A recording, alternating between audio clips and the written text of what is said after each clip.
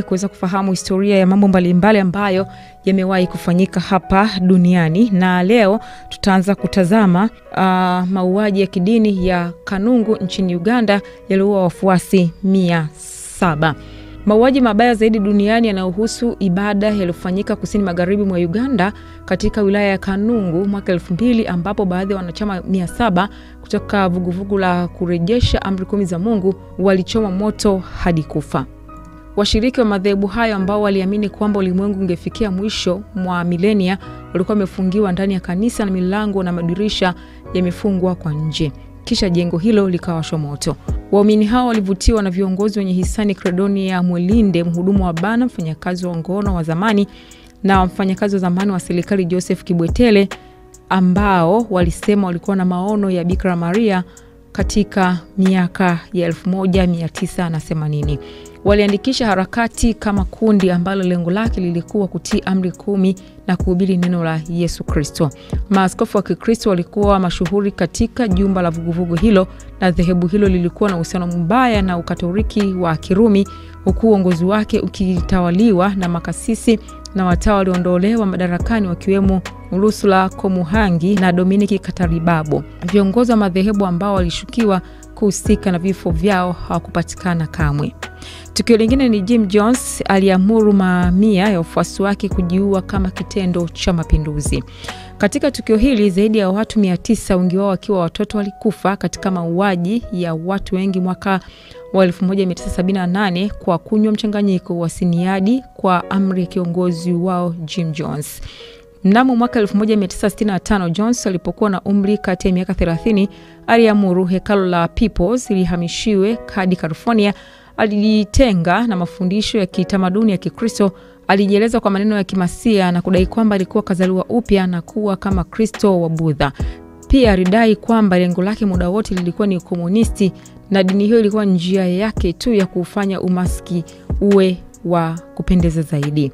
Mchungaji Jim Jones, baada ya kuhamishia kituo chake katika msitu wa Guyana, aliamuru wafuasi wake wamuue mbunge wa Marekani na waandishi wa habari kadhaa kwa kuwa walikuwa wakifuatilia mwenendo wao, kisha wajiue kwa wingi kwa kunywa mchanganyiko mkali wa matunda wenye cyanide. Mauaji ya Jonestown yalikuwa kabla ya tukio kubwa zaidi la kifo cha kukusudia cha raia katika historia ya Marekani. Jim Jones alizaliwa katika familia maskini huko Indiana, akifafanua kama mtoto mwenye akili na wa ajabu. Jones alivutiwa na kisilika na dini, hasa tamaduni za Kikristo zenye haiba kama vile Upentekoste.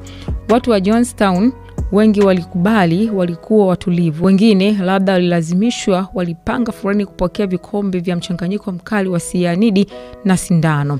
Watoto zaidi ya 300 walilishwa sumu kwanza, na walisikika wakilia kutoka kwenye kanda za sauti za jumuiya ambazo baadaye zilipatikana na FBI.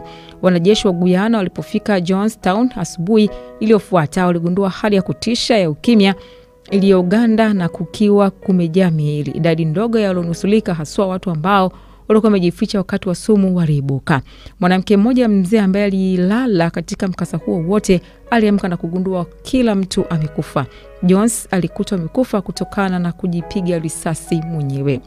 Katika tukio lingine tuangalie shambulio baya kwenye mfumo wa treni ya chini ya ardhi huko nchini Japani. Mnamo Machi 20, 1995, washiriki wa Shinrikyo ukweli mkuu ilianzishwa na Asahara katika miaka 1980 walitoa salini ya gesi ya neva yenye sumu kwenye treni 5 za treni ya chini ya ardhi zilizojaa wakati wa mwendo wa asubuhi katika jiji la Tokyo na kuwa watu 13 na maelfu ya wengine kujeruhiwa. Shinrikyo alijenga kituo cha Kasumigaseki katika eneo ambalo ofisi nyingi za serikali za Japani ziko, kama sehemu ya kile walichokifikiria kuwa vita ya mwisho wa dunia na serikali. Alizaliwa katika familia maskini huko Japani. Mwaka wa 1955 Asahara alipoteza uwezo wake wa kuona katika umri mdogo kutokana na ugonjwa. Alianzisha Shinrikyo kuwa shirika la kidini ambalo liliendeleza dhana ya Kibudha na Kihindu pamoja na vipengele vya Biblia na unabii wa Nostradamus. Hatimaye Asahara alianza kudai kwamba angeweza kusoma mawazo. Mnamo mwaka 1990 yeye na baadhi ya wafuasi wake waligombea ubunge lakini wakashindwa.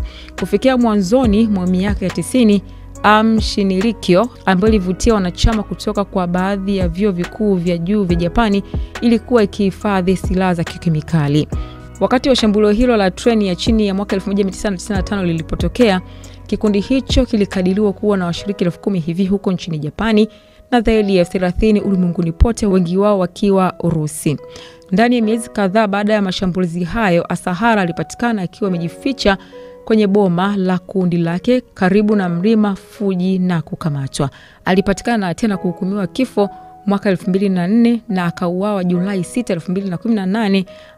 Shinrikyo alipewa jina la Aleph mwaka 2000, bado yuko ingawa wanachama wake ni mdogo kuliko alivyokuwa katika miaka ya 90. Tukio lingine ni sumu ya mlango wa mbinguni.